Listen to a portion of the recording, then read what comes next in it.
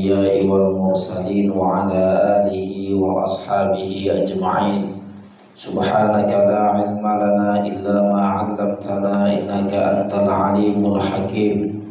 رب اشرح لي صدري ويسر لي أمري واحلل عقدة من لساني يفقهوا قولي ولا حول ولا قوة إلا بالله العلي العظيم. ربنا زدنا علما وارزقنا فهما وعملا صالحا يا مجيب السائلين آمين. Syukur alhamdulillah atas segala nikmat dan karunia Allah Subhanahu wa taala. Shalawat dan salam atas junjungan kita Nabi besar Sayyidina Muhammad sallallahu alaihi wasallam. Allahumma salli wa sallim wa barik ala Sayyidina Muhammad wa ala alihi wa ashabihi ajma'in. Sebagaimana Allah Subhanahu wa taala memudahkan kita untuk berada di majelis ilmu, satu taman dari taman-taman surga Allah Subhanahu wa taala, maka seperti itulah Allah memudahkan kita untuk menuju surganya kelak di akhirat. Amin Allahumma amin. Pada kenazaran masjid, bapak, ibu-ibu, saudara-saudari yang dirahmati dan dimuliakan oleh Allah Subhanahu wa taala, kita lanjutkan kajian kita di surat Al-Baqarah. Pertemuan yang lalu kita telah membahas hingga ayat 101. Insyaallah malam ini kita bahas ayat 102. Surat Al-Baqarah ayat 102. Ayatnya agak panjang. Allah Subhanahu wa taala berfirman, A'udzu billahi minasyaitonir rajim. Bismillahirrahmanirrahim.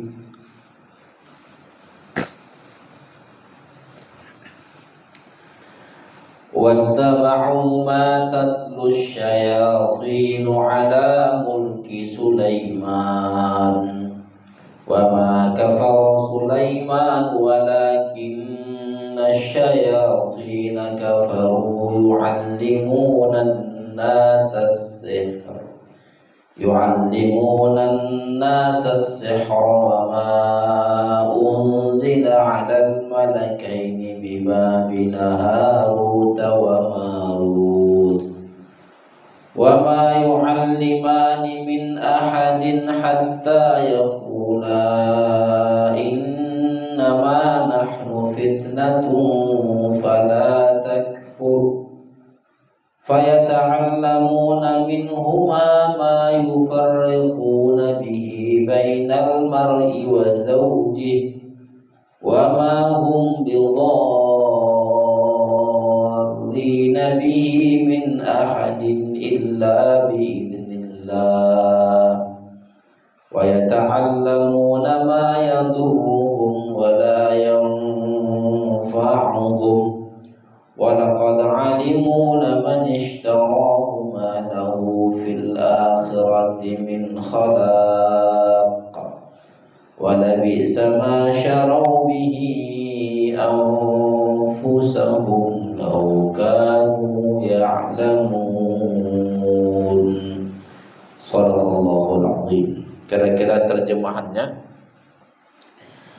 mereka mengikuti apa yang dibaca oleh setan-setan pada masa kerajaan Nabi Sulaiman. Nabi Sulaiman itu tidaklah kafir, tetapi setan-setan itulah yang kufur. Mereka mengajarkan sihir kepada manusia, dan apa yang diturunkan kepada dua malaikat di negeri Babilonia, yaitu Harut dan Marut. Padahal keduanya tidak mengajarkan sesuatu kepada seorang pun sebelum mereka mengatakan sesungguhnya kami hanyalah fitnah atau cobaan bagi kamu. Oleh sebab itu janganlah kamu kufur. Maka mereka mempelajari dari keduanya apa yang dapat memisahkan antara seseorang dengan istrinya. Mereka tidak akan dapat mencelakakan seseorang dengan sihirnya kecuali dengan izin Allah Subhanahu wa taala. Mereka mempelajari sesuatu yang mencelakakan dan tidak memberikan manfaat. Sungguh mereka benar-benar sudah mengetahui bahwa siapa yang menggunakan sihir itu niscaya tidak akan mendapatkan keberuntungan di akhirat. Sungguh buruk perbuatan mereka yang menjual dirinya dengan melakukan sihir jika kamu mengetahui.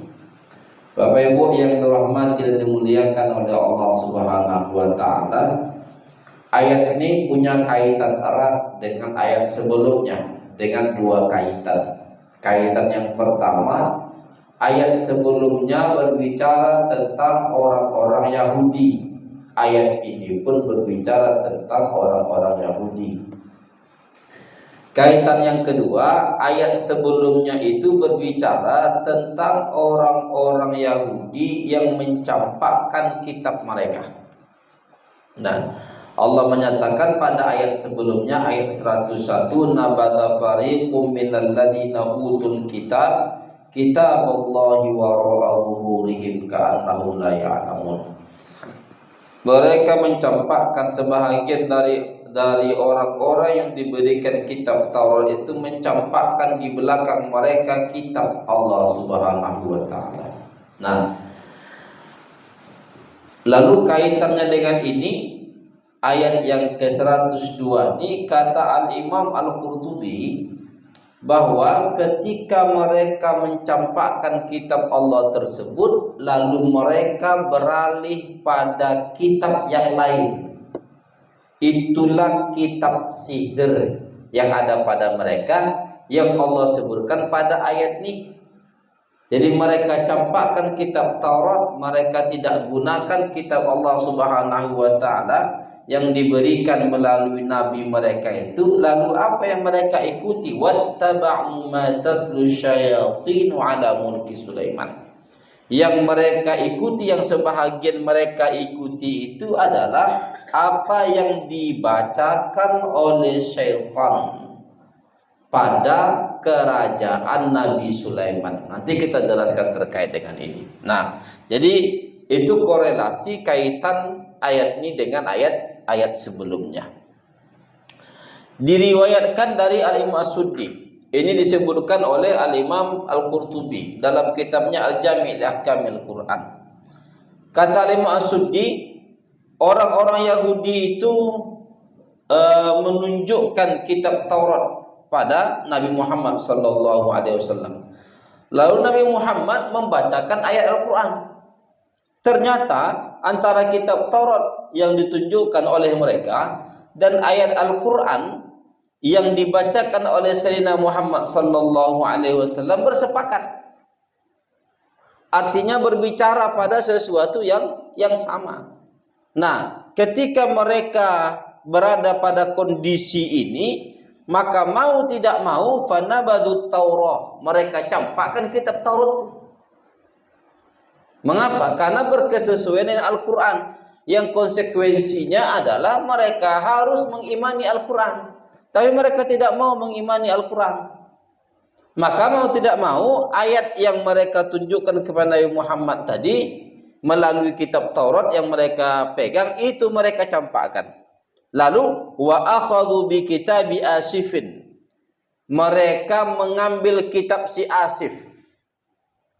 Kitab Asif ini adalah kitab yang mengandung sihir yang ditulis oleh Asif. Asif ini sekretarisnya Nabi Sulaiman. Nah, yang diletakkan di bawah kasur Nabi Sulaiman. Setelah Nabi Sulaiman meninggal dunia, mereka awalnya tidak mengetahui, setelah lama baru mereka tahu bahwa Nabi Sulaiman sudah meninggal dunia. Lalu dibongkarlah kasur Nabi Sulaiman. Dikeluarkanlah kitab tadi, kitab yang ditulis oleh Asif tadi. Yang Asif ini menulis dari wahyu setan. Lalu apa kata Asif? Nabi Sulaiman itu menguasai kita atau berkuasa terhadap kita itu melalui kitab inilah. Melalui kitab sihir inilah maka kita semuanya tersihir, patuh kepada Nabi Sulaiman. Bahkan iblis pun atau para jin, setan pun patuh kepada Nabi Sulaiman. Nabi Sulaiman itu bisa menundukkan angin, bisa menundukkan binatang, dan begitulah seterusnya. Dasarnya apa nih kitab sihir nih? Kata mereka. Maka bagi mereka Nabi Sulaiman itu kafir. Bagi orang yang beranggapan seperti ini, sebagai orang Yahudi yang beranggapan seperti ini. Maka Allah Subhanahu wa taala turunkanlah ayat ini untuk menafikan kekafiran pada Nabi Sulaiman. Apa kata Allah Subhanahu wa taala? Wa ma kafara Sulaiman walakinna syayatin kafaru. Dan tidaklah Nabi Sulaiman itu kafir. Mengapa ada ungkapan tidaklah Nabi Sulaiman itu kafir? Karena sebahagian orang Yahudi menganggap Raja Sulaiman itu kafir. Kalau pada mereka Raja Solomon, itu kafir. Al-Quran menolak itu. Wa ma kafaru Sulaiman walakinna syayatina kafaru. Tidaklah kafir Nabi Sulaiman itu, tetapi setan itulah yang kafir, yang mengajarkan, mewahyukan kepada Asif tadi untuk menuliskan sihir-sihir, lalu diletakkanlah di bawah kasur Nabi Sulaiman. Nabi Sulaiman berada di singgasananya, sudah meninggal dunia, tetapi mereka tidak mengetahui Nabi Sulaiman meninggal dunia. Sampailah tongkat Nabi Sulaiman itu dimakan rayap. Bayangkan tongkat dimakan rayap, itu butuh waktu yang cukup lama baru bisa dimakan rayap. Artinya mereka lama tidak mengetahui bahwa Nabi Sulaiman itu ternyata sudah meninggal dunia. Nah, ketika terjatuhlah Nabi Sulaiman karena bertelekan dia di tongkat tadi, dimakan rayap tongkatnya, jatuh Nabi Sulaiman yang sudah meninggal dunia tadi. Baru mereka mengetahui ternyata Nabi Sulaiman sudah meninggal dunia. Maka dibongkarlah kitab tadi. Maka itu Sulaiman itu menguasai kita karena kitab sihir nih. Maka mereka anggaplah Nabi Sulaiman itu kafir karena itu. Apa kata Allah? Wa ma kafaru Sulaiman walakinna syayatin kafaru. Nah, apalagi setelah mereka mengetahui bahwa Nabi Muhammad ketika membacakan ayat-ayat Al-Quran kepada mereka, Nabi Muhammad mengatakan bahwa Nabi Sulaiman itu nabi. Nabi Sulaiman itu nabi, bukan orang kafir. Lalu kata orang Yahudi, mana pula Nabi Sulaiman itu? Tukang sihirnya itu.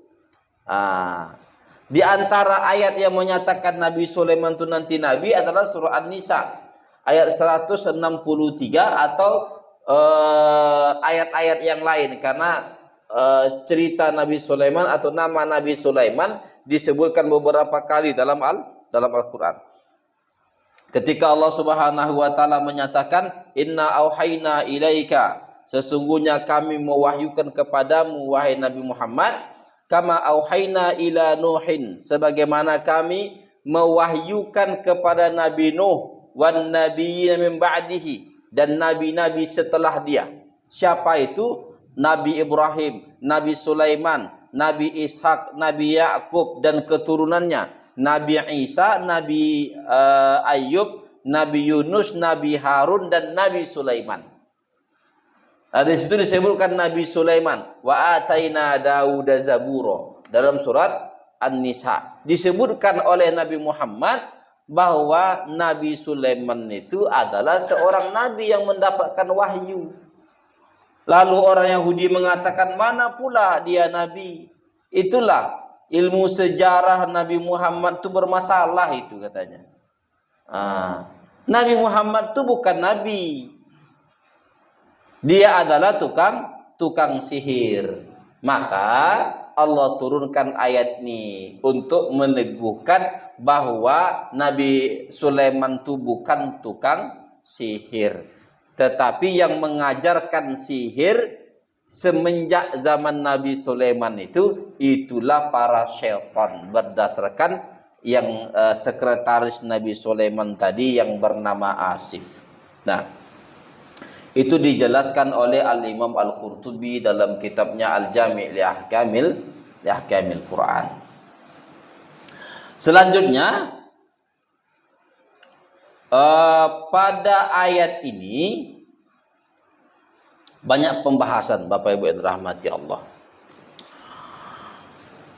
Pembahasan yang paling menarik perhatian para ulama, karena pembahasan ini nanti muskil, adalah pembahasan Harut dan Marut yang disebutkan dalam ayat ini.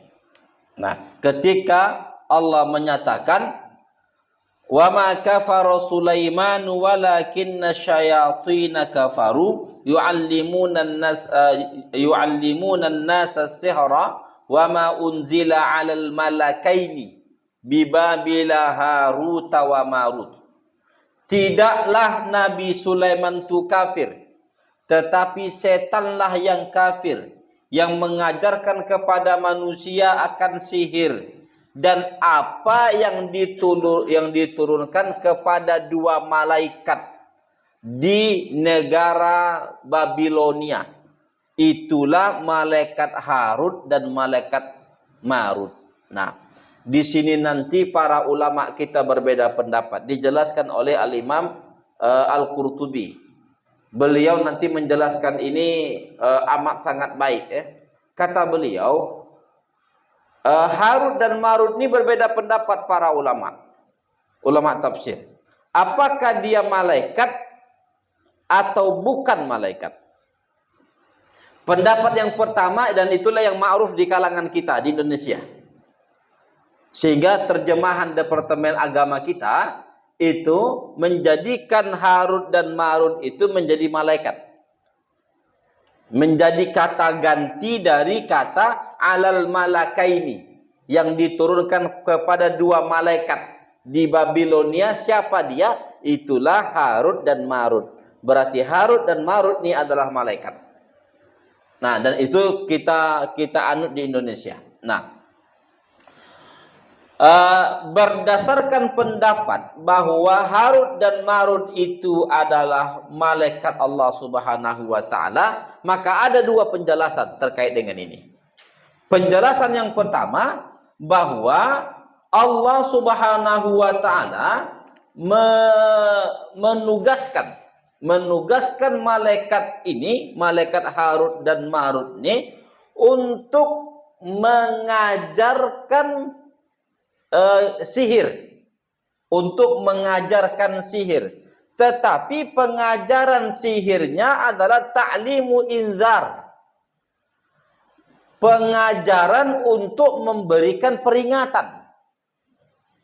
Nah, untuk memberikan peringatan. La ta'lima du'ain ilaihi, bukan pengajaran untuk mengajak orang berbuat sihir. Maka mereka mengatakan sebelum mengajarkan itu, innama nahnu fitnatun, sesungguhnya kami ini adalah fitnah, fala takfur, jangan kalian kafir. Artinya kami ini mengajarkan kepada kalian bahwa ini sihir. Nah, ini harus dihindari. Kalau ada orang melakukan ini, maka dia harus dihukum, dan begitulah seterusnya. Dari sinilah nanti kata Al-Imam Fakhruddin Ar-Razi, mempelajari ilmu sihir itu boleh. Kata beliau. Untuk apa? Untuk menjadi alat ukur. Karena hukuman bagi pelaku sihir ini, Bapak Ibu yang dirahmati Allah, hukuman mati. Bagi pelaku sihir, dia dihukum dengan hukuman mati. Cuman macam mana hakim mau menetapkan sihir atau tidak? Pastinya dia harus mempelajari. Nah, jadi kata Imam Fakhruddin Ar-Razi, bagi seorang hakim jika dia berhadapan dengan kasus-kasus yang seperti ini, maka wajib dia belajar sihir tuh untuk bisa menghukum para pelaku sihir. Ingat, belajar untuk menegakkan hukum, bukan belajar untuk melakukan perbuatan sihir. Kalau melakukan perbuatan sihir itu sepakat haram dan konsekuensinya adalah kekafiran. Nah, tapi kalau untuk menghukum orang yang berbuat sihir, itu haruslah mengetahui sihir. Di antara yang Allah tugaskan itulah Harut dan Marut. Nah, jadi dia diutus, dua ini diutus untuk memberikan informasi bahwa kalau kayak gini dia sihir, kalau kayak gini tidak, dan begitulah seterusnya. Itu disebutkan oleh Ali bin Abi Thalib diantaranya. Nah, ya. Selanjutnya, penjelasan yang kedua terkait dengan Harut dan Marut yang dinyatakan sebagai malaikat nih. Nah, tapi penjelasan ini didoifkan, dilemahkan oleh Al-Imam Al-Qurtubi dan ulama yang lain. Mengapa? Karena riwayatnya dari riwayat-riwayat Israiliyat. Nah, kata beliau, kata Al-Imam Al-Qurtubi, diriwayatkan di zaman Nabi Idris, di zaman Nabi jauh sebelum Nabi Sulaiman. Zaman Nabi Idris ini banyak anak cucu Adam tuh sudah berbuat kerusakan. Nah, berbuat kerusakan, berbuat sihir, menumpahkan darah, dan begitulah seterusnya. Sampai pada akhirnya para malaikat itu mencela, itulah kan manusia itu, berbuat buruk dia. Nah, maka Allah Subhanahu wa Ta'ala memberikan tantangan kepada malaikat. Kalau seandainya kalian berada pada kondisi mereka, apa yang kalian lakukan? Apa kata malaikat? Kalau kami berada pada posisi mereka, maka kami akan mensucikan engkau. Kami akan berbuat baik, berbuat taat, dan begitulah seterusnya. Nah, kata Allah, oke, pilihlah dua malaikat. Nah, untuk bisa diposisikan seperti manusia. Maka dipilihlah Harut dan Marut. Setelah dipilih, Allah turunkanlah di permukaan bumi dalam bentuk manusia, lalu Allah berikan syahwat pada dua malaikat nih. Kan malaikat asalnya kan tak ada syahwat. Nah, supaya mereka tahu macam mana sesungguhnya manusia nih, maka diberikanlah syahwat kepada dua malaikat tadi. Nah, maka ketika diberikan syahwat, mereka menengok perempuan. Tertariklah dengan perempuan tadi. Nah, dan akhirnya memintalah pada perempuan itu untuk menjadi pasangan. Nah, perempuan ini tak mau. Nah, apa kata perempuan nih? Kalau engkau mau jadi pasangan aku, maka pertama masuk dalam agamaku, dan agamanya kafir. Pasti malaikat tidak mau. Atau bunuh manusia, bunuhlah manusia. Malaikat tidak mau. Atau yang paling ringan, minumlah khamar, minumlah khamar. Dianggaplah sama mereka, kalau gitu minum khamar itu lebih ringan, maka diminumlah khamar. Nah, setelah minum khamar, ternyata dia pun melakukan perzinahan dengan perempuan tadi. Setelah itu ada yang melihat. Nah, ada seseorang yang melihat, maka dibunuhnya orang yang melihat karena takut malu, dan begitulah seterusnya. Nah, lalu perempuan ini pun pada akhirnya meminta kepada malaikat tadi. Nah, setelah terbongkarlah siapa mereka, meminta, aku mau terbang ke langit. Bisa enggak kalian berikan satu nama supaya aku bisa naik ke atas? satu mantra lah kalau istilah kita. Maka malaikat pun dalam kondisi yang seperti itu tadi diajarkannya. Maka pada akhirnya malaikat perempuan tadi pun naik. Nah, lalu dikutuk oleh Allah Subhanahu wa taala jadi bintang. Ini cerita-cerita Israeliat yang tidak diterima. Nah, dan setelah mereka tersadar, dua malaikat tadi tersadar, lalu Allah Subhanahu wa taala memanggil mereka. Kalian telah melakukan kemaksiatan ini. Sebab khamar yang kalian minum. Kalian tinggal pilih.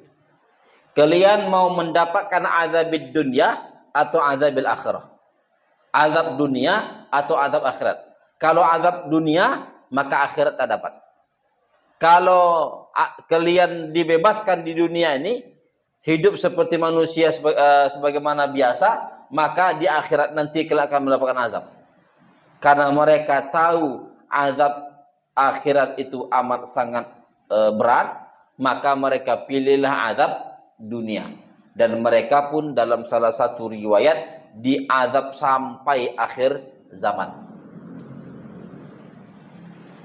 Nah, itulah kaitannya dengan Harut dan Marut tadi, yang disebut sebagai malaikat, yang pada akhirnya mereka mengajarkan mantra kepada perempuan tadi sehingga perempuan tadi bisa naik ke langit. Itu artinya mengajarkan bagian dari sihir.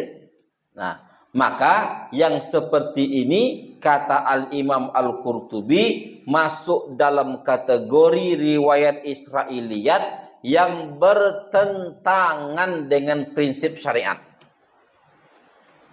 Maka dia tidak bisa diterima. Dia berada pada dhaifun wa ba'idun, kata Imam Al-Qurtubi. Dia amat sangat lemah, amat sangat jauh dari kebenaran. Apalagi dinisbahkan kepada Abdullah bin Umar, kepada beberapa orang sahabat Nabi. Nah, dan para malaikat itu tak layak dia berada pada kondisi seperti itu. Mengapa? Karena Allah sendiri yang menyatakan la ya'sunallaha ma amaruhum wa yaf'aluna ma yu'marun, untuk menyatakan bahwa malaikat itu tidak pernah melakukan kemaksiatan kepada Allah Subhanahu wa taala. Nah, ini makna yang kedua dari orang yang berpendapat bahwa Harut dan Marut itu sebagai malaikat. Nah, tapi pendapat ini ternyata oleh Al-Imam Al-Qurtubi dilemahkan. Beliau lebih cenderung pada pendapat bahwa Harut dan Marut ini bukan malaikat. Harut dan Marut ini adalah golongan syaitan.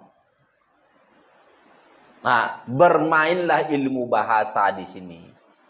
Bermainlah ilmu bahasa. Ini kata beliau, kata Imam Al-Qurtubi. Ungkapan wa ma unzila 'alal malakaini pada ayat ini, dan apa yang diturunkan atas dua malaikat. Nah, ma yang diterjemahkan dengan apa tadi, itu pada dasarnya tidak diterjemahkan dengan apa. Itu diterjemahkan dengan tidak. Ma-nya adalah manafi. Sehingga wawnya itu atofnya kepada wa ma kafaru Sulaiman. Karena ma yang ada pada kafaru Sulaiman itu maknanya juga untuk penidakan, penafian. Dengan demikian kata Al-Imam Al-Qurtubi, ungkapan ayat ini berlakulah teori takdim dan takhir. Berlakulah teori ada yang didahulukan, seharusnya dia belakangan. Ada yang letaknya di belakang, seharusnya dia didulukan. Secara makna. Secara makna, bukan secara redaksi, tapi secara makna. Sehingga seolah-olah secara makna ayat ini berbunyi wa ma kafara Sulaimanu wa ma unzila 'alal malakaini. Nah, tetapi walakinna syayatina kafaru. Jadi maknanya tidaklah Nabi Sulaiman itu kafir dan tidaklah diturunkan kepada dua malaikat itu sihir. Tidaklah diturunkan kepada dua malaikat itu sihir. Jadi kata wama unzila 'alal malakaini itu didulukan maknanya. Nah, jadi tidaklah apa yang yang diturunkan kepada malaikat itu sihir. Mengapa demikian? Karena orang-orang Yahudi menganggap malaikat Jibril dan malaikat Mikail itu menurunkan sihir. Disebutkan oleh Al-Imam Al-Qurtubi. Dua malaikat yang dimaksud bukan Harut dan Marut. Tetapi dua malaikat yang dimaksud adalah malaikat Jibril dan malaikat Mikail. Yang beberapa ayat yang lalu telah dijelaskan bahwa mereka ini memusuhi malaikat Jibril lalu senang dengan malaikat Mikail. Tapi di golongan yang lain mereka berkeyakinan bahwa dua malaikat ini menurunkan sihir. Nah, anggapan itulah yang sedang ditolak. Kalian katakan bahwa Nabi Sulaiman itu tukang sihir. Tidak. Dia tidak berada pada kondisi ini. Karena sihir itu berkonsekuensi pada kekafiran. Jadi wa ma kafaru Sulaiman. Tidaklah Nabi Sulaiman itu kafir. Kalian beranggapan bahwa malaikat Jibril dan malaikat Mikail itu membawa sihir. Tidak. Wa ma unzila 'alal malakain bisahir. Tidaklah diturunkan kepada dua malaikat itu ilmu sihir. Nah, mengapa? Karena malaikat tersebut mendatangkan wahyu, terutama malaikat Jibril. Tetapi walakinna syayatina kafaru. Tetapi setanlah yang kafir. Yu'allimunan nasa sihra, yang mengajarkan sihir pada manusia Babila. Di Bible di Babilonia. Siapa jenis setan itu? Jenis setan itu adalah Harut wa Marut. Nah, jadi kata wa ma unzila 'alal malakaini tak lagi secara makna tak lagi berada pada tempatnya. Dia sudah didulukan letaknya. Nah, jadi kalau mau diterjemahkan secara harfiah, wa ma kafara Sulaimanu walakinna syayatina kafaru yu'allimunan nasa sihra wa ma unzila 'alal malakaini bi Babila Harut wa Marut. Terjemahannya, dan inilah yang sesungguhnya kita pilih pada terjemahan ayat ini. Nabi Sulaiman itu tidak kafir dan tidak pula diturunkan kepada dua malaikat itu sihir. Nah, akan tetapi para setanlah yang kafir, mereka mengajarkan sihir pada manusia di negeri Babilonia. Itulah setan Harut dan setan Marut. Jadi Harut dan Marut itu menjadi badal dalam ilmu nahu, dia menjadi badal pada kata syayatin. Rujukannya bukan pada malakaini, bukan dua malaikat, tapi rujukannya kepada setan. Jadi dua setan inilah yang mengajarkan sihir tadi. Nah, bahkan untuk menguatkan ini kata Al-Imam Al-Qurtubi,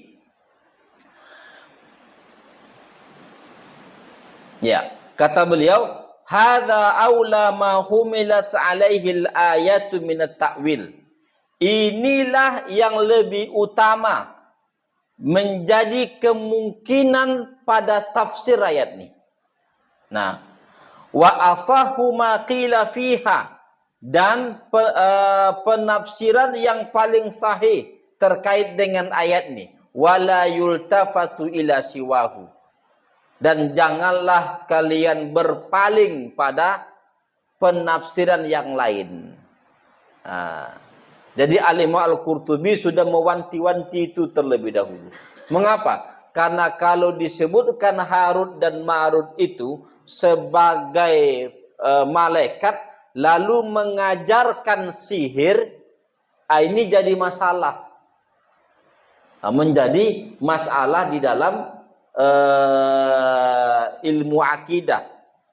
Merusak nama baik malaikat kalau itu diterjemahkan atau dipahami seperti itu. Sehingga Al-Imam Al-Qurtubi lebih cenderung memahaminya yang seperti kita jelaskan tadi. Ya. Jadi tidaklah setan itu tidaklah Nabi Sulaiman itu kafir, dan tidak pula diturunkan kepada dua malaikat itu ilmu sihir, tetapi para setanlah yang kafir yang mengajarkan kepada manusia itu sihir di Babilonia. Itulah Harut dan Marut. Harut dan Marut. Dia menjadi badal dari syaitan. Nah, itu disebutkan oleh Al-Imam Al-Qurtubi. Bapak Ibu yang dirahmati dan dimuliakan oleh Allah Subhanahu wa taala, saya secara pribadi menggunakan makna yang ketiga ini. Nah, di dalam memahami ayat ini, sehingga Harut dan Marut tidak masuk dalam kategori malaikat, tetapi dia masuk dalam kategori syaitan dengan menggunakan penjelasan yang dijelaskan oleh Al-Imam Al-Qurtubi tadi dalam kitabnya Al-Jami' li Ahkamil Quran. Selanjutnya, dalam ayat ini ada nanti pembahasan tentang sihir. Ada pembahasan tentang sihir. Berdasarkan ayat ini, kata Al-Imam Al-Qurtubi, berdasarkan ayat ini bahwa sihir itu nyata. Karena nanti ada pendapat Mu'tazilah yang menyatakan bahwa sihir itu tidak nyata. Sihir itu khayal-khayal sajanya itu. Tetapi berdasarkan ayat ini dan nanti hadis-hadis sahih, bahwa sihir itu nyata dan memberikan bekas, memberikan pengaruh kepada orang yang disihir. Tapi pengaruhnya disebutkan oleh ayat ini. Pengaruhnya pastinya atas izin Allah Subhanahu wa taala. Apa kata Allah? Wa ma hum bidarrina bihi min ahadin illa biidznillah. Tidaklah ilmu sihir ini dapat memberikan kemudaratan pada seorang pun kecuali atas izin Allah Subhanahu wa taala. Atas izin Allah baru dia terjadi. Kalau Allah tak izinnya tidak juga. Makanya nanti banyak juga ilmu sihir ini yang gagal. Nah, tetapi banyak yang berhasil. Mengapa? Karena pada hakikatnya dia bisa memberikan pengaruh. Kecuali orang-orang yang Allah Subhanahu wa taala lindungi. Nah, makanya kita diberikan oleh Allah dua surat sebagai surat Ma'udzataini, sebagai surat yang dengan dua surat tadi kita berlindung kepada Allah Subhanahu wa taala. Satu darinya berlindung dari sihir. Itulah surah Al-Falaq dan surat An-Nas. Di dalam surah Al-Falaq itu terkait dengan sihir. Nah, qul a'udzu birabbil falaq min syarri ma khalaq wa min syarri ghasiqin idza waqab wa min syarrin naffatsati fil 'uqad. Pada kata wa min syarrin naffatsati fil 'uqad, dan aku berlindung kepada Allah dari keburukan naffatsat, perempuan yang menghembus di buhul. Itu alat sihir. Alat sihir yang dihembuskan di situ akan tertujulah kepada orang yang ingin ditujukannya. Dan kata nafasat di situ sengaja dibuat redaksinya dengan redaksi muannas, Pak. Redaksi perempuan. Mengapa? Karena memang pada zaman dahulu tuh banyak perempuan yang tukang sihir. Makanya nenek sihir kan, mak lampir. Tak ada atuk sihir atau tuk lampir atau pak lampir, tak ada. Jadi redaksi di kita pun digunakan itu ya ke perempuan juga. Nah, mengapa? Karena memang berada di sana pada zaman dahulu ya. Mengapa? Karena laki-laki itu sibuk melakukan pekerjaan di luar rumah. Sedangkan banyak perempuan yang tidak melakukan apa-apa pada zaman dahulu. Sehingga dia mencari-cari kerja. Kerja ternyata yang enak untuk memuaskan keinginan mereka, itulah sihir. Mengapa? Dia benci sama orang. Macam mana caranya orang tuh biar rusak? Di sihirnya. Nah, dan satu dari tujuan sihir ini, Bapak Ibu yang dirahmati Allah, disebutkan oleh ayat ini. Apa kata ayat ini? Ma yufarriqu bainal mar'i wa zawjih. Sihir ini satu dari tujuannya itu adalah untuk memisahkan antara seorang laki-laki dengan pasangannya. Itu Allah yang menyatakan. Jadi kalau ada orang selama ini aman-aman aja dia sama bininya, tiba-tiba bininya marah, suaminya pun marah, dan begitulah seterusnya. Terlintas pikiran-pikiran untuk pisah. Itu ada pengganggu. Itu ada pengganggu. Jadi hati-hati kalau terkait dengan itu. Itu ada sihir yang dibawa oleh setan. Jadi setan mengganggu itu. Apakah setannya dalam bentuk jin atau bentuk manusia, orang ketiga kan? Nah, muncul orang ketiga itu setan tukang sihir itu. Orang ketiga itu. Jadi hati-hati juga. Tiba-tiba muncul benci betul dia sama bininya ini. Atau benci betul dia sama lakinya ini. Selama ini biasa saja. Itu sedang dimainkan lah itu. Sedang dimainkan. Lalu bagaimana cara untuk menolaknya?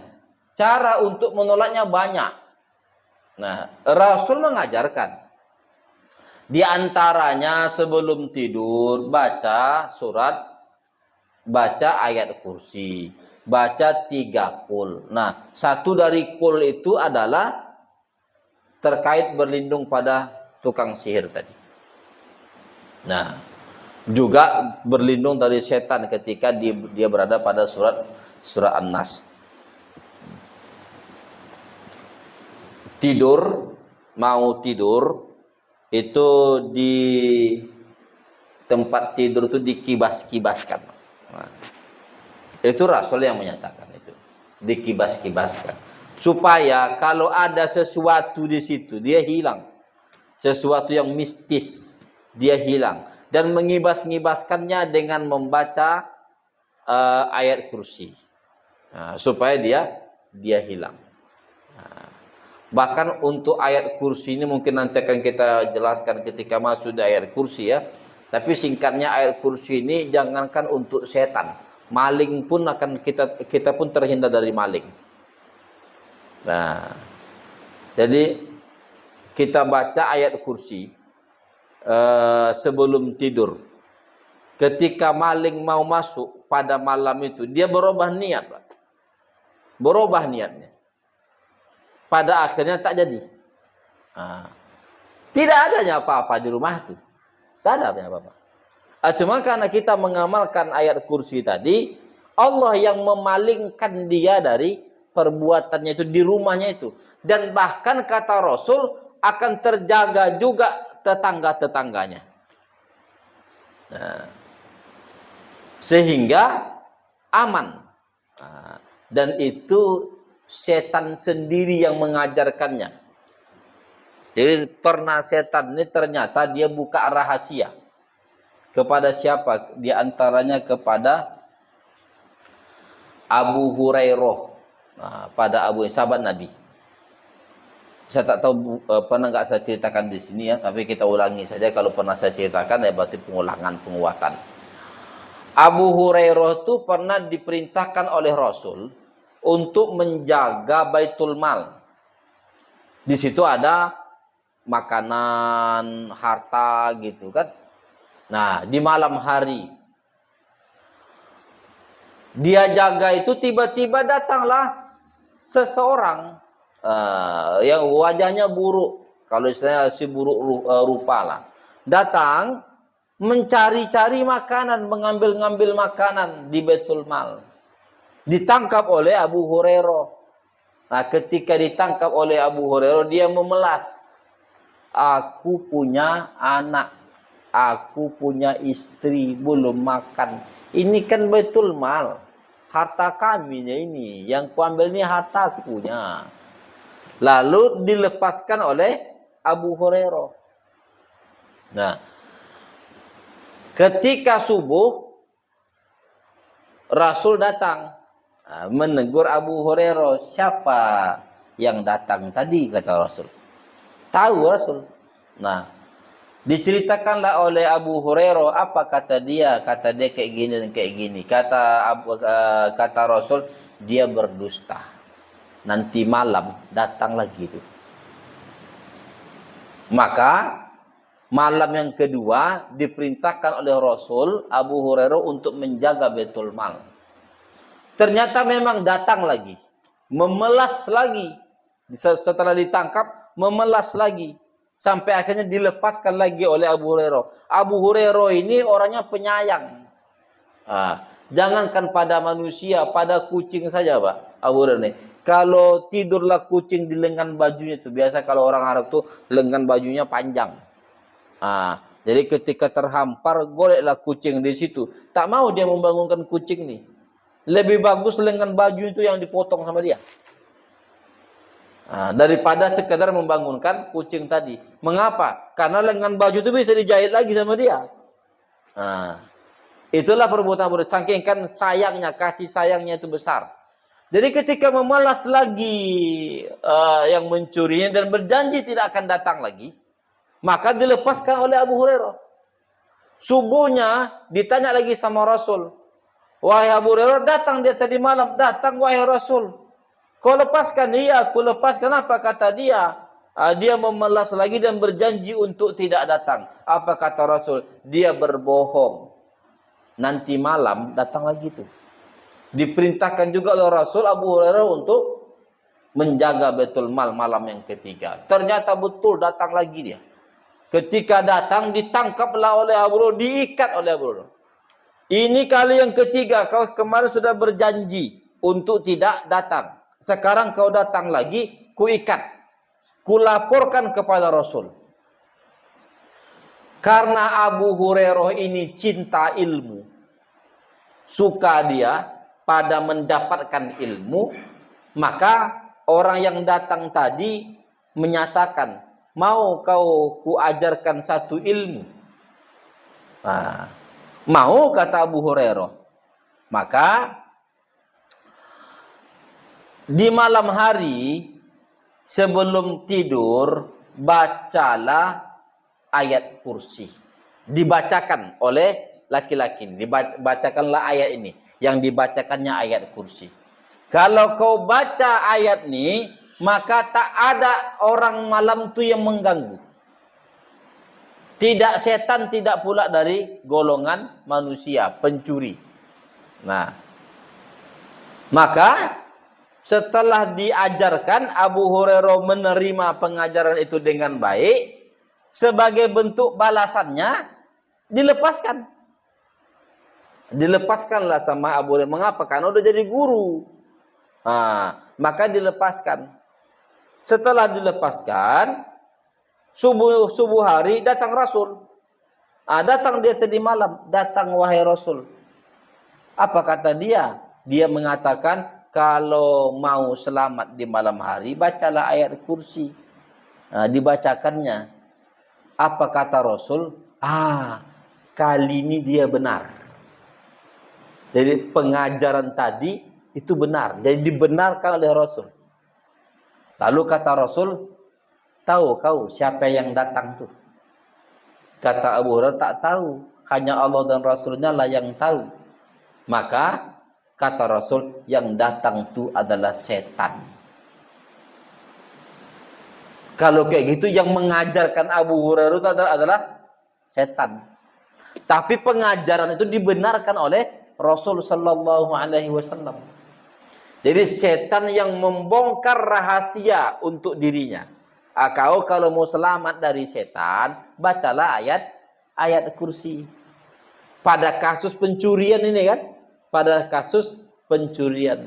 Nah, cerita ini cerita sahih, diungkapkan oleh Al-Imam Al-Bukhari dalam kitabnya Sahih Al-Bukhari dari Abu Hurairah. Jadi ayat kursi itu satu dari keutamaannya itu diakui oleh setan, bahwa ayat kursi itu untuk melindungi seseorang dari setan. Nah, terkait dengan sihir tadi, Bapak Ibu yang dirahmati Allah, sihir itu dari setan. Jadi sihir itu memanglah yang melakukannya manusia-manusia. Cuman manusia ini sudah terafiliasi dia dengan setan. Sudah bekerja sama dia dengan setan. Sehingga yang bisa melakukan perbuatan-perbuatan yang luar biasa itu bukan manusianya, tetapi setannya. Setan itulah yang bisa melakukan itu. Tiba-tiba kalau dulu di kampung-kampung sering itu, ketika saya masih kecil sering saya dapatkan itu kasus-kasus seperti ini. Ada seseorang melihat di atap rumahnya turun cahaya, tapi dari tetangga. Jadi ada cahaya ada api lah gitu ya, api dari rumah dapur tetangga ke atap tetangganya.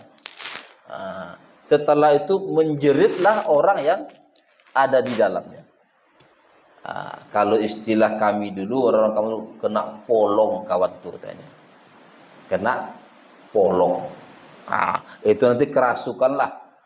Mengapa? Karena ternyata di situ ada anak gadis yang dipinang oleh orang lain. Tetangganya suka. Suka sama anak gadis nih. Keburu dipinang sama orang lain, maka dia marah. Maka bekerja sama lah.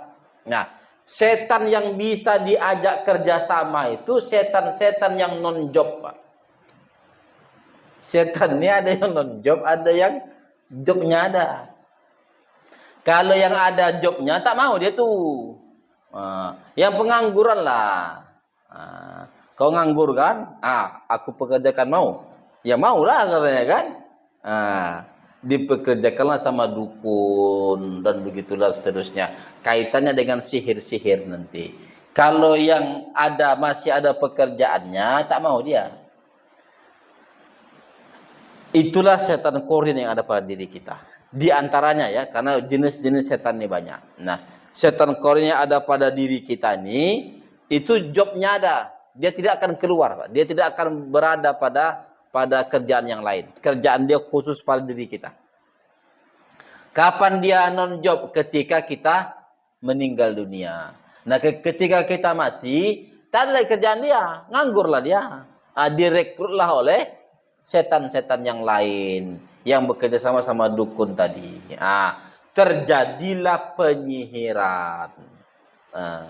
Dan kadang-kadang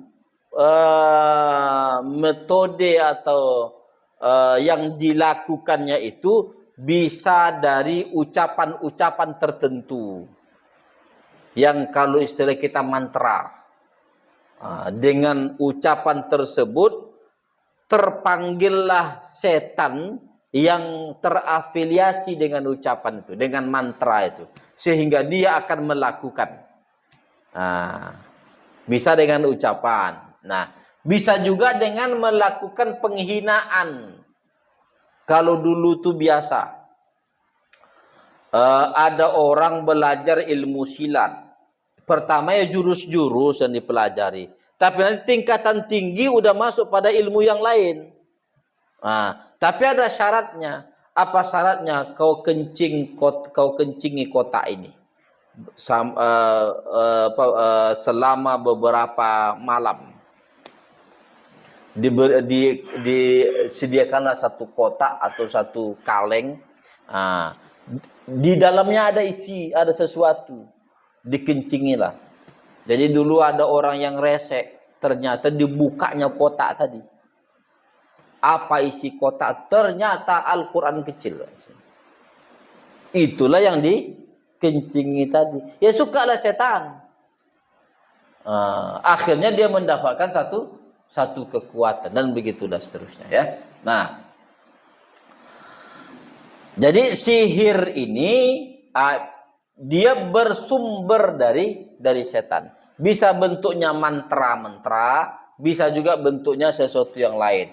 Ketika dia berada pada kondisi itu atau melakukan sesuatu itu, maka ditujukan kepada seseorang pun akan terkena. Nah, dan perbuatan ini berkonsekuensi pada kekafiran. Maka para ulama kita sepakat untuk mengatakan bahwa dosa sihir itu dosa paling besar setelah kafir. Atau bahkan dosa yang dia menjerumuskan seseorang pada kekafiran. Dan itu ada pada ayat nih. Ketika Allah mengatakan wa ma kafaru Sulaiman, dan tidaklah Nabi Sulaiman itu kafir. Kok bisa tiba-tiba ada ungkapan kafir itu?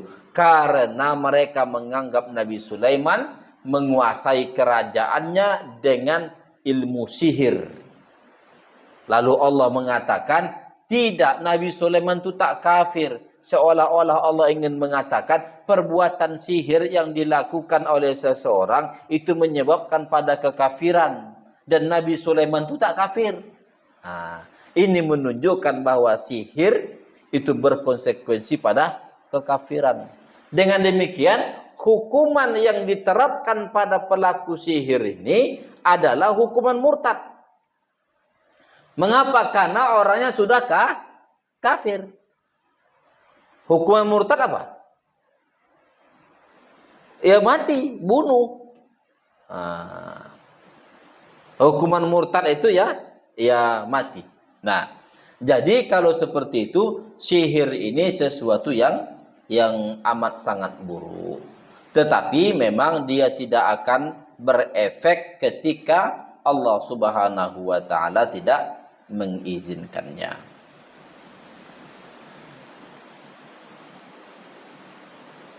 Ya. Dan Allah menyatakan wa yata'allamuna ma yadhurruhum wa la yanfa'uhum. Nah, ilmu sihir itu sendiri itu sudah kalian ketahuinya. Pada dasarnya dia tidak memberikan mudarat, tidak pula memberikan manfaat. Kalau Allah tidak menginginkan. Jadi pada dasarnya keinginan Allah lah yang terjadi, bukan keinginan tukang sihir itu. Ya sama juga seperti ketika seseorang melakukan sesuatu, terjadi apa yang dilakukannya, maka yang terjadi itu atas dasar kehendak Tuhan. Atas dasar kehendak Allah Subhanahu wa taala. Cuman perbuatannya karena termasuk dalam kategori sihir, maka dia dibebani dosa besar. Nah, dibebani dosa besar. Nah, orang yang seperti ini pasti tidak mendapatkan keberuntungan sedikit pun di akhirat, kata Allah Subhanahu wa taala. Walaqad alimu laman ishtaraw ma lahu fil akhirati min khalaq. Wala bi'sa ma syaraw bihi anfusahum, dan amat sangat buruklah apa yang mereka lakukan tersebut dengan melakukan sihir tadi, yang disebut di sini sebagai jual beli. Artinya ketika dia melakukan sihir tadi sesungguhnya dia telah menjual dirinya. Nah, dia telah menjual diri, menggadaikan dirinya, sehingga dia berada pada sesuatu yang buruk. kalau seandainya kamu mengetahuinya. Saya kira secara singkat itu bisa saya jelaskan terkait dengan ayat ini, walaupun ayat ini memiliki penjelasan yang cukup panjang ya, terutama tadi terkait dengan Harut dan Marut. Nah, dan terkait dengan sihir juga nanti banyak penjelasan terkait dengan itu. Saya kira itu bisa jelaskan. Jika ada yang mau bertanya atau dipertanyakan, dipersilahkan. Ya. Oh iya. Ya.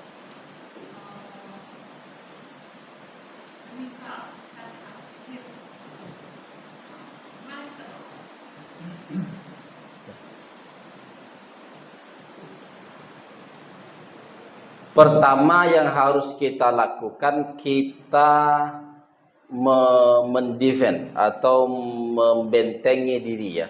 Nah, sebelum terkena. Nah, kita membentengi diri kita terlebih dahulu. Dengan cara apa? Dengan cara membaca ayat-ayat.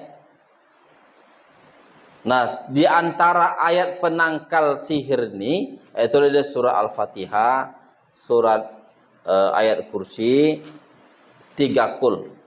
Nah, itu di antara penangkal dari sihir, terutama di ayat kursi dan 3 kul. Itu penangkal.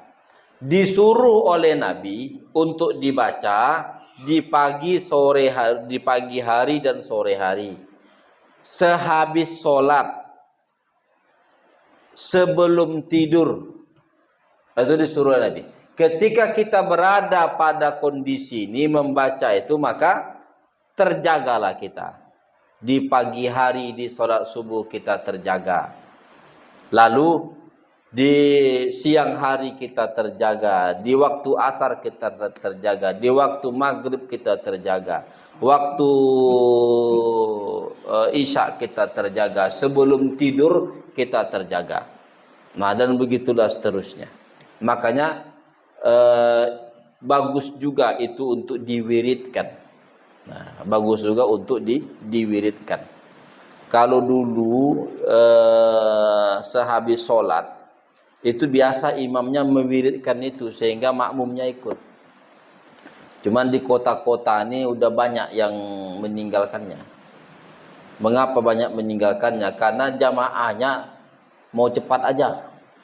Maka imamnya udah langsung doa aja lah udah. Supaya minimal dia maulah doa gitu kan. Nah, tapi sesungguhnya yang lebih bagus itu zikir-zikir yang ada itu jangan ditinggal. Tetap. Nah, istighfar, setelah itu ada beberapa zikir yang lain sebelum sampai pada zikir subhanallah 33, alhamdulillah 33, Allahu akbar 33. Sebelum itu bacalah terlebih dahulu Al-Fatihah, ayat kursi sama 3 kul. Setelah itu baru subhanallah 33, alhamdulillah 33, Allahu akbar 33. Memang agak panjang, Pak. Nah, memang agak panjang. Tapi ketika itu dilakukan, kita terdefend. Kita pada akhirnya terjaga, terbentengi. Nah, selanjutnya ini untuk dalam rangka menjaga. Kalau seandainya sudah mulai terkena dan kita sadar, ini sepertinya ada sesuatu ini. Nah, maka kita bisa meruqyah diri kita sendiri. Nah, kita bisa meruqyah diri kita sendiri dengan bacaan yang tadi secara khusus ditujukan pada diri. Nah, bahkan baginda Muhammad SAW itu kalau dia ingin mengobati dirinya sendiri, ditiup setelah baca tadi, ditiup sama Nabi tangannya, lalu diapakan ke semua tubuhnya, dilengketkan ke semua tubuhnya. Nah, itu kalau seandainya sudah mulai terasa ini ada sesuatu yang lain ini. Nah, atau hubungan suami istri ini macamnya tak baik-baik saja ini. Nah, bawaannya emosi saja, banyak-banyaklah membaca itu tadi. Nah, supaya apa? Supaya setan itu agak hilang. Dan jaga wudhu. Nah, kalau dia sudah mulai merasa jaga wudhu, mengapa? Karena setan itu lari ketika seseorang berwudhu. Nah, Karena mau tidak mau sihir itu ya diiringi sama setan. Nah, dan kalau seandainya dia berada pada tidak bisa meruqyah dirinya sendiri, maka perlulah orang lain yang meruqyahnya. Nah, siapa biasa yang bisa meruqyah ini? Orang soleh. Orang soleh. Kalau tak ada orang soleh di situ yang bisa meruqyah, ada jasa ruqyah, pergi ke sana. Nah, karena sekarang ini sudah banyak orang yang berprofesi sebagai peruqyah. Nah, memang kalau aku meruqyah ruqyah sama dia mujarab pula. Cuman ingat, tugas peruqyah ini hanya memberikan kesadaran sesaat. Ya. Artinya dalam penanganan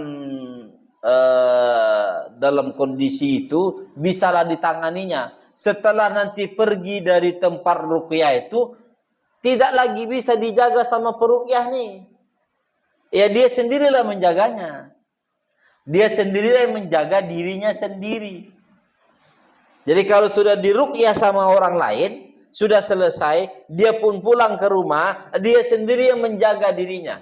Tak bisa peruqyah itu yang menjamin kau ini selama 1 tahun selamat nih dari gangguan. Tak bisa. Jadi supaya terhindar, dialah yang mengamalkan. Nanti biasanya peruqyah itu akan memberikan amalan-amalan. Nah, dan amalan-amalannya itu rata-rata zikirnya itu, ayat-ayat Al-Quran, doa-doanya itu. Nah, dan itu diperbolehkan. Itulah yang bisa dilakukan ketika seseorang sudah terkena pada sihir. Nah, ya saya kira itu. Ya. Waalaikumsalam warahmatullahi wabarakatuh. Ya.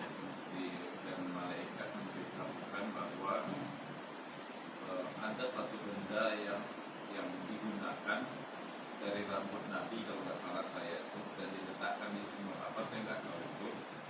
Nah kemudian ketika dicari itu benda, ternyata ada benda itu. Nah kalau seandainya kita kena sihir dan benda itu ada, Ustaz, itu kan ada ikatan-ikatan itu, Ustaz. Apakah bagaimana kita melakukan benda itu, Ustaz? Apakah kita campakkan saja atau ada ritual-ritual yang kita gunakan, kita bacakan sehingga memang benar-benar benda itu tidak mengganggu kita lagi, Ustaz? Karena saya pernah mendengar, Ustaz, ada Ustaz yang mengatakan bahwa ketika kita mau melepaskan ikatan itu, ada yang dibaca, saya lupa apa bacaannya. Ya. Apa kira-kira bacaan? Ya. Waalaikumsalam. Kalau dilihat dari kejadian Nabi Muhammad tuh, ini riwayatnya sahih, diriwayatkan oleh Al-Imam Al-Bukhari terkait dengan surat Ma'uzatain, Al-Falaq dan An-Nas. Nah, jadi ada Nabi itu pernah tersihir, yang melakukannya adalah Labid Al-A'sam. Namanya Labid Al-A'sam, tukang sihirnya. Ini orang Yahudi. Dan Nabi pada saat itu berada di Madinah. Artinya dia sudah hijrah ke Madinah. Ketika Nabi berada pada kondisi itu, Nabi mengatakan, aku ini seperti melakukan sesuatu tapi tidak aku lakukan. Jadi seperti sadar juga Nabi. Cuman perlu bantuan. Maka turunlah 2 malaikat kepada Nabi pada saat itu. Satu di kepala, satu di kaki. Jadi berdialoglah yang di kepala dengan di kaki. Kenapanya Nabi Muhammad nih? Kena sihir. Nah, siapa yang melakukannya? Itu Labid Al-A'sam. Di mana letak alat sihirnya? Ingat, alat sihir ini kadang-kadang digunakan, kadang-kadang tidak, Pak. Kadang-kadang bisa langsung. Nah, jadi terkait dengan Nabi itu ada alat yang digunakan. Nah, lalu dinyatakan oleh para malaikat tadi di sumur Zarwan namanya. Diutuslah Ali bin Abi Thalib sama beberapa orang sahabat, 2 atau 3 orang sahabat pergilah ke sumur tersebut. Ditengoknya memang sumur itu airnya sudah memerah. Sumur mati lah, sumur mati, airnya sudah merah. Dan turun dia ke bawah karena sumur pada saat itu ada tangga-tangga ke bawah. Nah, turunlah ke bawah, dicari-cari, secara zahir tak nampak, tapi di situ ada batu besar, diangkatlah batu tadi. Setelah diangkat batu tadi, ternyata di balik batu itu, nah, ada 11 simpul. Ungkapan 11 itu memang disebutkan. Ada 11 simpul rambut Rasul yang dililitkan pada sisir, pada mata sisir. Nah, maka dibacakanlah surat Al-Falaq dan An-Nas, 11 ayat. Surah Al-Falaq dan An-Nas itu kalau digabungkan 11 ayat itu kan. Nah, dibacakan satu ayat, terbuka simpulan yang pertama. Dibaca ayat kedua, tersingkap simpulan kedua. Dibaca ayat ketiga sampai 11, tersingkaplah 11 simpulan. Berdasarkan riwayat sahih itu, yang dibaca adalah surat Al-Falaq dan surat An-Nas untuk membuka simpul itu. Nah, berdasarkan riwayat itu. Nah, pada akhirnya setelah terbukalah simpul, Nabi merasa badannya itu segar, tidak tersimpul lagi gitu. Nah, kalau simpul itu kan simbol tadi entah mengikat apa gitu kan. Nah, ada juga yang menusuk gitu kan. Nah, sehingga sakitlah benda tertentu. Itu kalau yang ada bendanya. Nah, kalau yang ada bendanya. Tapi kadang-kadang tak ada bendanya. Nah, tiba-tiba kena saja gitu. Nah, tiba-tiba kena saja. Kalau di TV itu kan kadang-kadang ada, kau datang ke sana, ke belakang rumahnya itu ada pohon itu, di bawah pohon itu ada ini, begitu dan seterusnya gitu kan. Kalau seandainya itu betul sebagai sebagai alat untuk menyihir, maka itulah sebagai sarana pada sihir.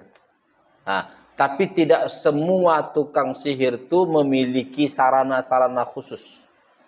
Bahkan nanti pada posisi tertentu, dengan melihat dengan mata saja orang bisa tersihir. Itu nanti disebut dengan penyakit ain namanya. Penyakit ain. Ada foto, foto seseorang. Maka tukang sihir itu melihat foto itu saja, orang yang di sana sudah meraung-raung. Dengan melihat foto itu saja. Atau ada orang, ditatapnya orang tadi, maka tertransferlah sihirnya melalui pandangan mata. Tetapi ini akan tertolak ketika orang tadi memiliki pagar, istilahnya. Apa pagarnya? Ya zikir-zikir tadi. Itulah pagarnya. Tidak berada pada yang lain, tidak ada penangkal apa gitu. Pakai gelang apa supaya dia tertangkal, pakai jimat apa supaya dia tidak ada yang seperti itu. Mengapa? Karena ini gaib. Yang mengizinkan itu bisa terjadi atau tidak itu Allah. Nah, kalau Allah tidak mengizinkan, berkat mungkin dari zikir yang ada pada dirinya, dari ayat-ayat Al-Quran yang menjadi amalan dia, maka tertolaklah. Nah, itulah kira-kira. Cuma kalau di kota-kota ini udah banyak orang tak percaya lagi. Mengapa? Karena memang, mohon maaf Bapak Ibu yang dirahmati Allah, sihir ini akan berlaku kalau yang melakukan dan orang yang terkena itu sama-sama percaya memang. Sama-sama terpengaruh. Tapi kalau seandainya pada akhirnya dia menyatakan tak ada itu katanya. Ini orang memiliki karakter kuat, mental kuat. Biasanya orang memiliki karakter dan mental kuat itu tidak akan terkena sihir. Yang terkena sihir itu biasanya mentalnya lemah. Karakternya lemah. Ini yang biasanya terkena sihir. Yang sering kosong kalau istilah kita kan. Tapi kalau mentalnya kuat, dia tidak akan ini. Jadi orang yang di antaranya itu orang yang punya logika yang lebih kuat, itu biasanya sihir itu akan tidak mempan kepada dia. Kalau dia memiliki logika yang lebih kuat, mental yang kuat. Itu kira-kira. Jadi lantas pelajaran apa yang bisa kita ambil Ustaz ya? Dari Nabi saja Ya. itu bisa kena sihir. Padahal Nabi itu kan kurang zikir. Ya. Nah, ini kira-kira Jadi begini, ya. Terkait dengan Nabi itu, mengapa terjadi seperti itu? Supaya ada pelajaran. Nabi sholat lupa. Kok bisa Nabi sholat lupa gitu kan? Dia tidak menjadi celah. Dia tidak bisa menjadi celah. Mengapa? Karena kalau seandainya itu tidak pernah terjadi pada Nabi, kita susah untuk melakukan apa gitu. Nabi tak pernah lupa sholat. Macam mana kita mau memperbaiki sholat kita kalau seandainya kita lupa? Kita kan tidak Nabi semua. Cuman dia aja ya Nabi. Begitu juga terkait dengan sihir nih. Mengapa Allah jadikan sihir itu terkena kepada baginda Muhammad SAW? Supaya seseorang bisa melakukan, ada antisipasi, ada pengobatan yang dilakukan oleh Nabi tadi. Walaupun terkait dengan Nabi terkena sihir itu, nanti pembahasan bisa jadi panjang, Pak. Mengapa panjang? Karena tidak semua ulama setuju dengan riwayat tadi. Di antaranya nanti Al-Imam Muhammad At-Tahir Ibnu Ashur. Dia tak setuju dengan riwayat itu. Mengapa? Kalau Nabi terkena sihir, nanti ada satu ayat yang dilanggar dalam Al-Quran yang menafikan bahwa Nabi Muhammad itu bukanlah lelaki maskhura, bukanlah lelaki yang terkena sihir. Ada penafian itu pada ayat Al-Quran. Nah, sehingga dia bertentangan, riwayat yang sahih tadi bertentangan dengan Al-Quran menurut Al-Imam Muhammad At-Tahir Ibnu Ashur. Sehingga mau tidak mau Al-Imam Muhammad At-Tahir Ibnu Ashur lebih memilih ayat Al-Quran daripada hadis yang sahih. Tetapi sebagian ulama yang lain, bahkan jumhur ulama, mayoritas ulama menyatakan bahwa tidaklah tercela kalau riwayat tadi diterima. Memang Nabi Muhammad terkena sihir. Loh, masa Nabi terkena sihir? Iya, Nabi Muhammad terkena sihir supaya umatnya belajar dari itu. Apa yang bisa dilakukan. Dan begitulah seterusnya. Yang bisa dilakukan yang tadi. Dengan membaca setidaknya ma'udzatain, 2 surat yang kegunaannya untuk melindungi kita. Itulah surah Al-Falaq dan surat An-Nas. Jadi kau baca ini, kau amalkan ini, maka akan terlindungilah. Begitulah kira-kira. Ada yang lain? Ya. Wah. Inilah yang agak repot sedikit. Iya. Dia gampang saja. Dan ini perlu pada kejujuran. Nah, apakah dia bekerja sama dengan jin atau tidak? Itu saya. Iya. Kalau bekerja sama dengan jin, maka masalahlah itu. Kemungkinan besarnya adalah sihir. Tapi kalau tidak bekerja sama dengan jin, mungkin berada pada olah nafas. Ada juga kan yang tenaga dalam itu dia berada pada olah nafas. Maka dia bisa melakukan sesuatu yang tidak bisa dilakukan oleh orang lain. Mengapa? Karena memang nafasnya itu lebih teratur sehingga memberikan kekuatan yang maksimal gitu. Maka tidak ada masalah di situ.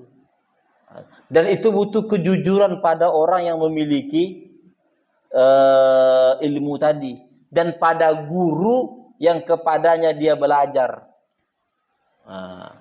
Saya dulu pernah mau diajarkan kayak gitu, Pak. Tapi tidak mau. Pada akhirnya pada jurus-jurus saja. Jurus itu kalau silat jurus-jurus saja. Nah, tingkatan tingginya itu nanti bisa mendapatkan ilmu yang di luar dari yang biasa. Tak dipukulnya orang udah melayang orang itu dibuatnya, kan banyak juga gitu kan. Jadi butuh kejujuran di situ. Ini sebenarnya apa? Ini sebenarnya apa? Apakah bekerja sama dengan jin atau ada sesuatu yang lain? Kalau dia kata, oh itu dua-duanya tidak Ustaz, aku bekerja sama malaikat katanya. Berarti karomat. Dan karomat itu tak bisa ditunjukkan itu pula. Ada juga orang nanti dia tidak berada pada ilmu tertentu, tidak bekerja sama jin, cuman tiba-tiba ketika terjadi sesuatu dia bisa melakukan yang luar biasa. Nah, tapi itu tidak disengaja, tidak dipertunjukkan kepada orang, ya pokoknya terjadi begitu saja. Kalau seperti itu tengok orangnya. Kalau orangnya soleh, berarti malaikat tuh. Dia berada pada kekeramatan. Sebagai contoh, orang kalau masuk hutan bertemu dengan harimau, apa yang terjadi? Larilah kan? Tapi nanti orang-orang soleh itu tidak. Harimau itu nanti menjadi petunjuk jalannya. Sehingga tak takut dia dengan harimau itu. Karena nanti dalam pembahasan ilmu tasawuf ini ada beberapa riwayat nanti siapa yang takutnya hanya berlabuh kepada Tuhan, kepada Allah, maka semua makhluk akan dibuat takut kepada dia. Nah, dan dia yakin kau ini wahai harimau makhluk Tuhan. Kalau Allah ingin membuatmu tunduk kepadaku, kau tunduk. Maka pada akhirnya tak ada lagi rasa takut yang pada harimau itu. Justru harimau itu pula nanti yang menjadi pembantu dia pada akhirnya. Cuman ini tidak untuk ditunjuk-tunjukkan. Kau tengok dulu ya, bisa kutundukkan harimau itu katanya. Kalau kayak gitu berarti ada masalah nih. Direkam pula sama video kan, sama kamera. Pada akhirnya viral gitu kan. Ini ada masalah. Mengapa? Karena ilmu-ilmu yang seperti itu kalau dia benar, berada pada kebenaran, berada pada kekeramatan, itu tidak untuk ditunjuk-tunjukkan. Nah, dia hanya terjadi sesuai dengan yang dibutuhkan saja. Kalau tak dibutuhkan tidak. Begitu kira-kira. Jadi yang kayak gitu perlu kejujuran lah. Kejujuran. Dan bisa juga nanti dilihat dari apa cara dia mendapatkannya. Apakah cara dia mendapatkannya dengan menghinakan agama seperti tadi, kencing di satu kotak, yang di dalam kotak itu ada mushaf Al-Quran gitu. Maka mau tidak mau itu adalah jin. Atau ditanamkan oleh gurunya gitu kan. Kukasih kau penjaga. Tapi syaratnya kau harus lakukan ini, lakukan itu, lakukan ini, lakukan itu, dan begitulah seterusnya. Itu kemungkinan besar adalah jin. Jadi gurunya ngasihkan jin sama muridnya tadi. Dan itu sering, Pak. Itu sering terjadi, sehingga dia mendapatkan sesuatu yang katakanlah di luar dari yang biasa, bisa melakukan sesuatu yang tidak bisa orang lain melakukannya. Itu kerjasama dengan jin. Nah itu juga. Dia untuk kaya melalui tuyul gitu kan. Sama juga itu. Yang pada akhirnya dia berada pada dosa. Kalau dia berada pada mencelakakan orang lain, itu nanti bisa masuk dalam kategori sihir yang nanti hukumannya adalah hukuman mati. Nanti dikajilah oleh hakim yang mengerti ilmu sihir. Ini sihirnya kayak gini, ini kayak seperti ini, hukumnya ini dan begitulah seterusnya. Gitulah kira-kira. Ada yang lain? Tidak ada? Astaghfirullahaladzim. La ilaha illallah wa la qayyum wa atubu ilaih. Alhamdulillahi rabbil alamin wassalatu wassalamu ala asyrafil anbiya'i wal mursalin wa ala alihi wa ashabihi ajma'in. Allahumma a'inna ala dzikrika wa syukrika wa husni ibadatika. Rabbana la tuzigh qulubana ba'da idh hadaitana wa hab lana min ladunka rahmah innaka antal wahhab. Rabbana atina fid dunya hasanah wa fil akhirati hasanah wa qina adzaban nar. Wa sallallahu ala sayyidina Muhammad wa ala alihi wa sahbihi wasallam. Walhamdulillahi rabbil alamin. Assalamualaikum warahmatullahi wabarakatuh.